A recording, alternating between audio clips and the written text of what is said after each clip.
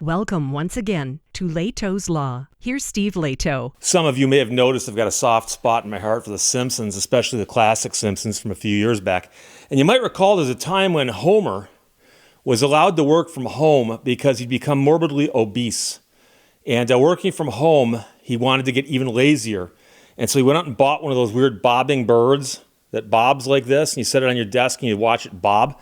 And he figured out how to make that thing bob and hit a button on his keyboard to simulate work. And of course, it's very, very funny. And he did eventually avert a meltdown that should have been detected by him through a whole comic sequence that could be wrapped up in 30 minutes. However, who'd have thought that that could actually creep into the workplace nowadays? But Calvin sent me a note, so Steve, check this out. Wells Fargo fired a dozen people accused of faking keyboard strokes. Faking keyboard strokes. This is from CNN. Allison Morrow wrote this. I wonder if they got one of those bobbing birds to just sit there and bob. But as she points out, a lot of people have been working from home lately, and a lot of people are enjoying that. But of course, could have its downside. Wells Fargo this week disclosed it had fired more than a dozen employees for simulation of keyboard activity. Simulation of keyboard activity. 20 years ago, if I'd said to you, list every reason for which you could be fired, there's no way you would have guessed simulation of keyboard activity would be one of them. Bloomberg reports that, citing filings to the Financial Industry Regulatory Authority. CNN confirmed that multiple people were let go after a review of allegations that they created the impression of active work. I know people are good at that, but quite frankly, this is a little different. They were faking work. And so it turns out they could have even been using a thing called a mouse jiggler, which apparently you can buy online because you can buy everything online these days. And a mouse jiggler only costs $20. It's a device which keeps your screen active and moves your cursor around in convincingly random ways.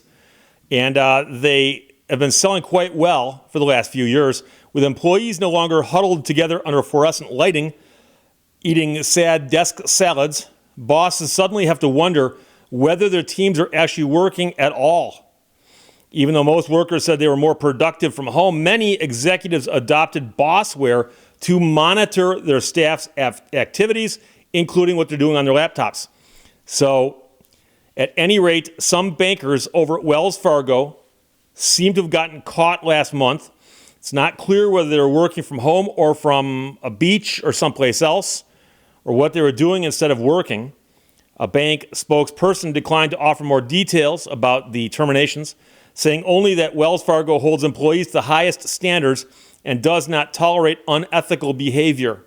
And so, that is a question. And I know a lot of people have been working from home lately, and I've talked to a few of them. And from time to time, you hear stories about, like, I went and did this, I went and did that. When? Oh, today. While you were at work? Yes, technically. And here's the thing. I'm a strong believer that people really need to be judged by their output. What do they accomplish? What do they do? We've all known those people who show up, clock in, and do nothing. But they're on the clock. And there's other people out there who are hustling, working really, really hard, and it's not shown in the hours they put in as just their work product is impressive. So Allison Moreau writes, oh, come on, the highest standards at Wells Fargo. But this, of course, is 4 years into the work from home experiment. And the question is this really something that's just happening now? So the founder of management training program firm Manager Method says, the sad part is that employees feel the need to purchase and use a mouse jiggler. That's a symptom of a much larger problem. I mean, aren't there also keystroke logs and things of that nature that could be checked and done? In Wells Fargo's case, managerial mistrust would be understandable given the bank's history. Yeah, when you have a culture of ineptitude, and don't forget, Wells Fargo has done a bunch of really, really bad things over the last few years, so it's easy to take pot shots at them.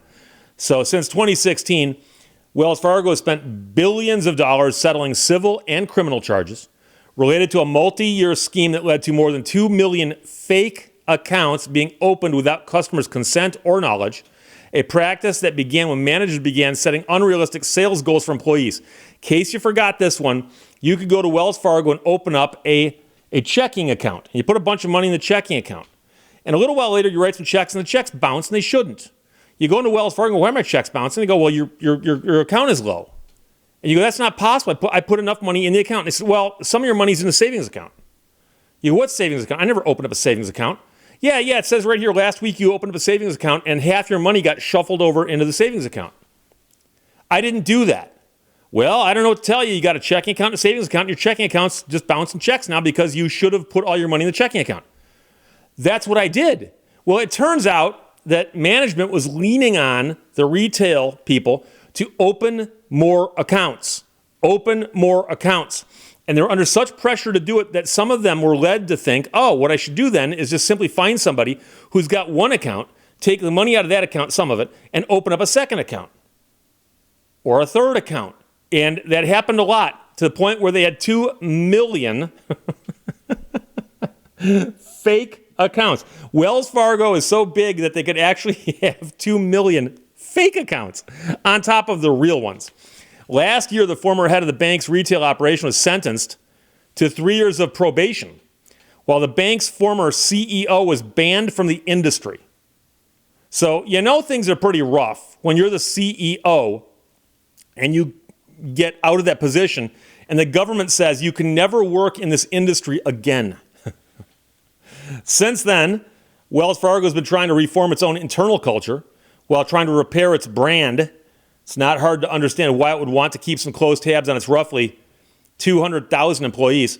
Banks in particular have strict controls on work-issued devices because the industry is so tightly regulated.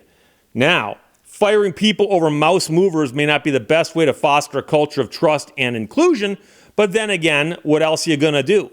Because if you found out that somebody literally would turn their laptop on at 9 o'clock in the morning, connect a mouse jiggler to it, and then go off and do something else for 7 hours and 59 minutes, and then come back at 5 o'clock or 4 o'clock, depends whether you took a lunch in there or not, disconnected the mouse jiggler and then signed out. That is a problem. But managers often assume the worst when they see someone's away, and so they're looking for any type of data to show that that's true, says the management expert. So team members are going to innovate around that, and it becomes a game of cat and mouse jigglers. So I have to tell you this, and this is not a Wells Fargo story. That's why I'm pointing this out, so there's a balanced story here, okay? I went into my own personal bank not so long ago, and there I have 2 accounts. One is a savings account, one is a checking account. And the woman behind the counter said to me, she goes, Steve, if you open another savings account, you'll get a bonus of some sort. And I said, well, I've already got a savings account. She goes, but if you open another, you'll get this bonus. I said, why would I want 2 savings accounts?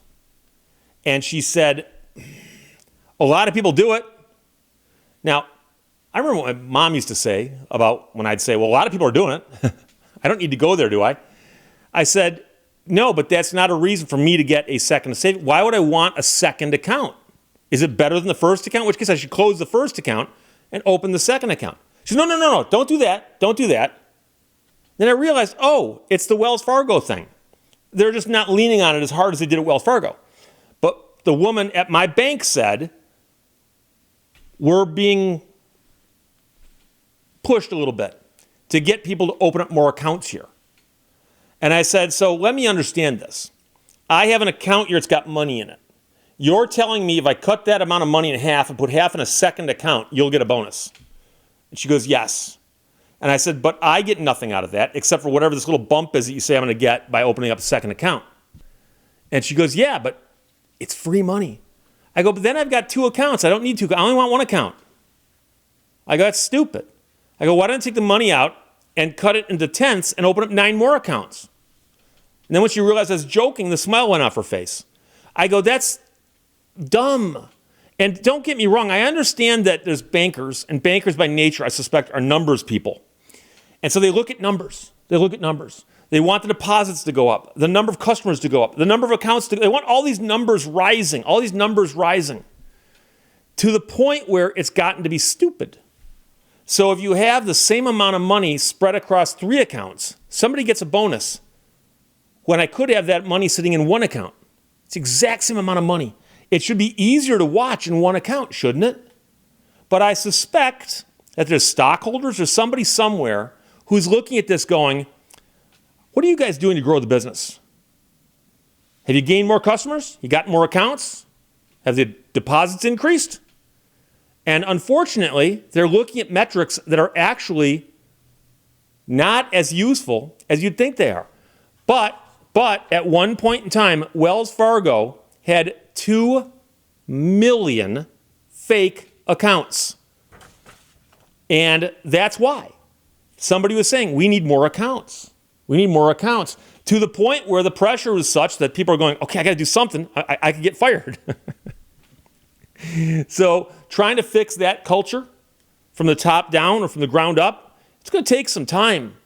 But now you see, if you hire one of them mouse jigglers, you could get fired too. So that's what we're speculating about. We don't know for a fact that's what happened, because the quote was simulation of keyboard activity. Simulation of keyboard activity. And Wells Fargo holds employees to the highest standards and does not tolerate unethical behavior. But that's what that certainly sounds like. So there you go. So you got to be careful. Even if you don't suffer from lumbar lung or achy breaky pelvis. Simpsons reference. You got to be careful when working from home. Questions or comments, put them below. Let's talk to you later. Bye-bye. Thank you for watching Lehto's Law. Nothing ever goes away until it has taught us what we need to know.